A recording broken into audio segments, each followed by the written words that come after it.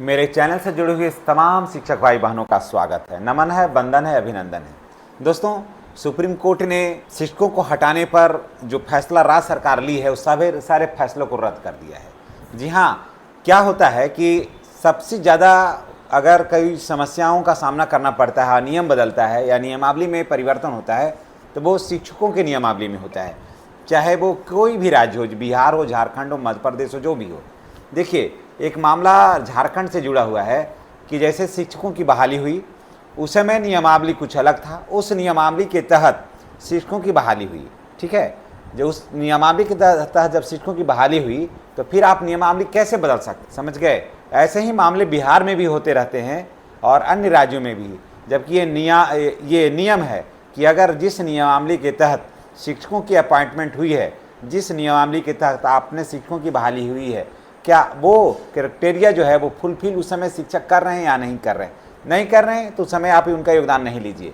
अगर कर रहे हैं तो आपने योगदान ले लिया है तो फिर बाद में आप नियमावली चेंज नहीं कर सकते हैं। अब देखिए, मामला एक हम झारखंड से लेकर के देते हैं। ये स्थिति सब देश के सभी जिले में है, देश के सभी राज्यों के सभी जिले में है।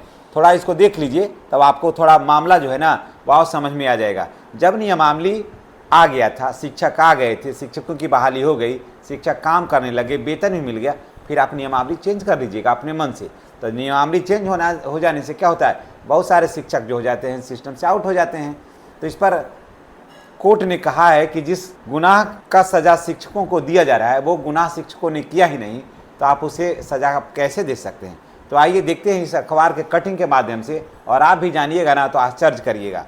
जब 45% से मार्क्स था उसी समय अनुसूचित जाति में, तो फिर आप बाद में जाकर के 50% मार्क्स कहाँ से मांगिएगा।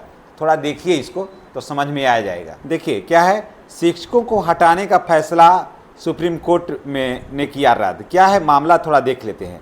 सुप्रीम कोर्ट ने हाल ही में झारखंड के कुछ स्कूलों में शिक्षकों की नौकरी से हटाने का आदेश को रद्द कर दिया है। जी हाँ, सुप्रीम कोर्ट ने 9 अक्टूबर के फैसले में कहा कि इन शिक्षकों को गलत अंकों की कैलकुलेशन प्रोसेस के आधार पर अयोग्य घोषित किया गया है।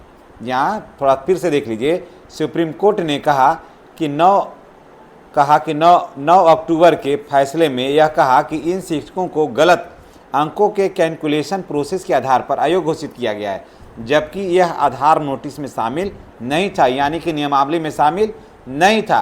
तो आप कैसे अयोग्य करार दे सकते हैं। उसके बाद फिर आगे देखते हैं कि इस प्रकार उन्हें बिना सुनवाई का अवसर दिए एक आरोप पर बर्खास्त कर दिया है, जो कि गलत है। यानी कि शिक्षक को उस आरोप पर दंडित किया गया है जिसके बारे में उनसे न कभी जवाब मांगा गया न कुछ। याचिकाकर्ता की ओर से बताया गया कि उन्हें शिक्षक के रूप में नियुक्त किया गया था, लेकिन 2015 में नियुक्ति के कुछ ही महीने बाद 16 में इंटरमीडिएट प्रशिक्षित शिक्षकों को हटा दिया गया।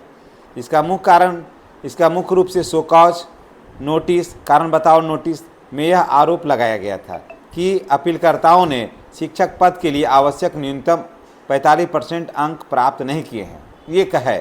लेकिन फिर देखिए अथी में नियमावली में क्या था, थोड़ा इसे आप देख लीजिए। अपीलकर्ताओं ने जवाब दिया है कि अनुसूचित जनजाति यानी एसटी वर्ग से जिनके लिए न्यूनतम अंक 45% निर्धारित है और उन्होंने इतने अंक प्राप्त किए हैं, इसलिए उनकी पात्रता पर सवाल नहीं उठाया जा सकता। ठीक है, उस समय 40% ही अंक था, तो आप मांगिएगा 45%, तो कैसे होगा।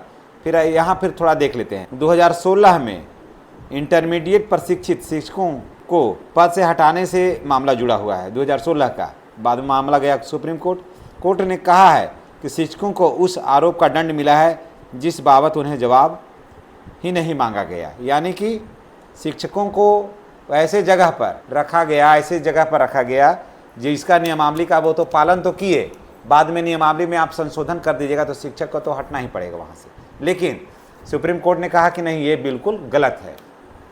और सुप्रीम कोर्ट ने आदेश दिया कि जब से शिक्षक हटे हैं और आज तक सारा एरियर और वेतन को जोड़ करके अविलंब 3 महीने के अंदर उनको भुगतान करवाया जाए। है ना गुड न्यूज़ शिक्षकों के लिए। तो मैं यही कहूँगा कि नियमावली में परिवर्तन आप नहीं कर सकते हैं। जिस नियमावली के तहत शिक्षकों की बहाली हुई है, अपॉइंटमेंट हुई है, वहाँ पर आप नहीं कर सकते हैं। हाँ, उसी समय आप नियमावली लाइए ना, उस नियमावली का अगर के योग्य फिट अगर शिक्षक नहीं बैठते हैं या कोई भी कर्मचारी नहीं बैठते हैं तो नहीं आएंगे। तो दोस्तों ये जानकारी कैसी लगी है कमेंट करके बताइएगा, और आप वीडियो ये कहाँ से देख रहे हैं ये भी बताइएगा। और चैनल पर अगर आप नए हैं तो चैनल को हर हाल में सब्सक्राइब करिए, क्योंकि ये शिक्षकों से जुड़ा हुआ ये चैनल है। देश के सभी राज्यों से शिक्षकों का भी कोई भी मुद्दा होता है, जानकारी मिलती है, तो उस पर हम अपना राय, अपना विचार, उनकी समस्याओं का समाधान अपने स्तर से करने का भरपूर प्रयास करते हैं। धन्यवाद।